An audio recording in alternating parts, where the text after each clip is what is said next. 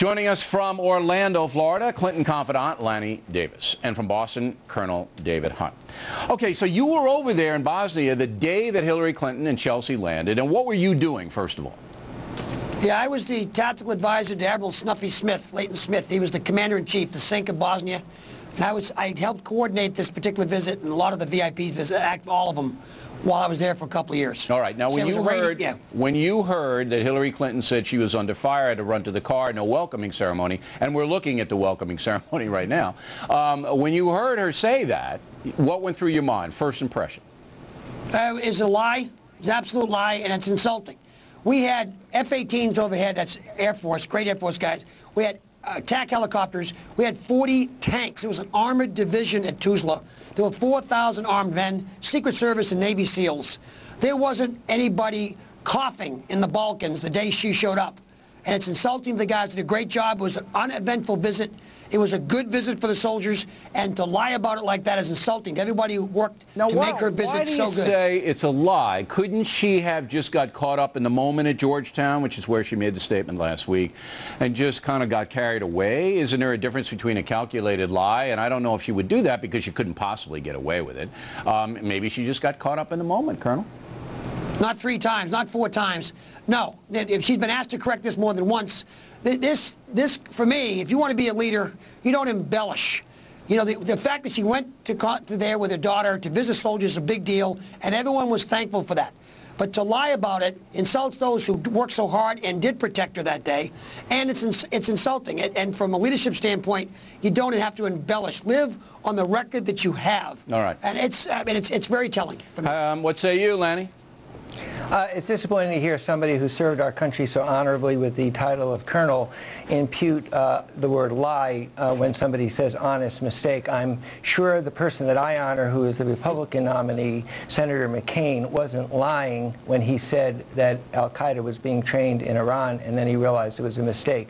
This was an honest mistake, and in fact, even though the colonel doesn't have that recollection, the newspaper people at the time, let me quote the Charleston Gazette, protected, a direct quote, by sharpshooters, Hillary Rodham Clinton swooped into a military zone by a Black Hawk helicopter Monday to deliver a thank you, thank you, thank you to U.S. troops, protected by sharpshooters. So if you say it's not true, you may be right, and maybe that's a mistake. But the difference between me and you, Colonel, is I don't accuse you of lying. I say that you made an honest mistake. Okay, but wait, Colonel. Let me debrief Lanny now. Now, look, Lanny, if a woman goes into a war zone or a man and they're shot at, they remember it. Because I've been shot at, the colonel's been shot at. I don't know whether you've been shot at verbally. I don't know whether, but you remember it because your adrenaline rises.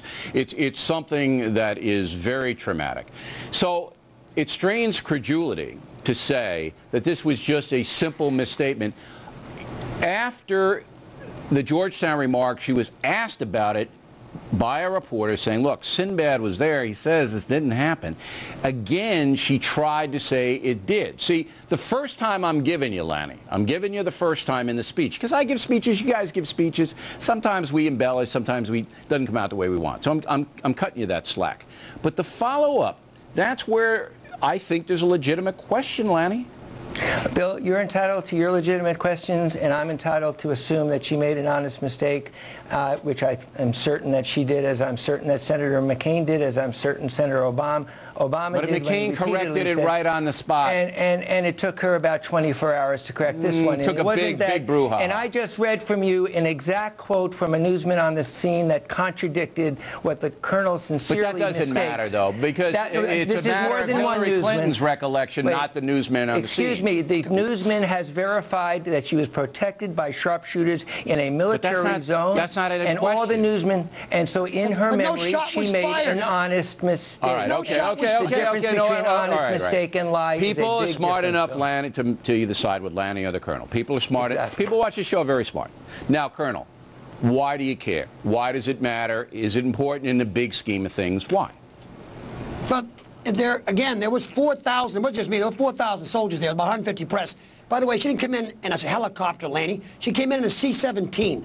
She got a helicopter later. The fact is that it's insulting to the people who did a great job that day, and it's if you want to talk about being the insult, Colonel. I see the embellishment of, you know, I'm commander-in-chief and I was under fire. But I don't think she wanted to insult you and the guys. She was she was puffing herself up, Colonel. Come on, you know what she's doing. The guys worked very, very hard to make this visit as perfect as it went. There was nothing wrong that day. All right, but that wasn't her intent to insult them. It wasn't. I'm telling you how I took it, and I'm talking about the lie, and I respect your opinion, but I'm pretty smart here. Her intent was not to insult the troops. But, Lanny, you're crazy. You're crazy. I got with a big capital C. On the second go-around there, on the Sinbad go-around, she knew. And she was trying to get away with it. I'm going to give Lanny the last word.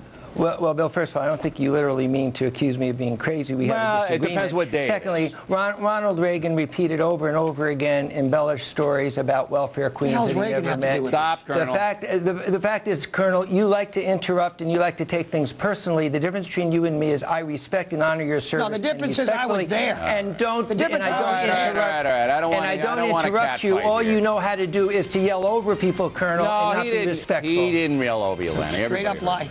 All right. There you go. You got in the last cheap shot, Colonel. Congratulations. You guys finished now? Can we go to dinner and be friends, please? Absolutely. All right. Next on the rundown, Bernie Goldberg on the Clinton-Bosnia coverage.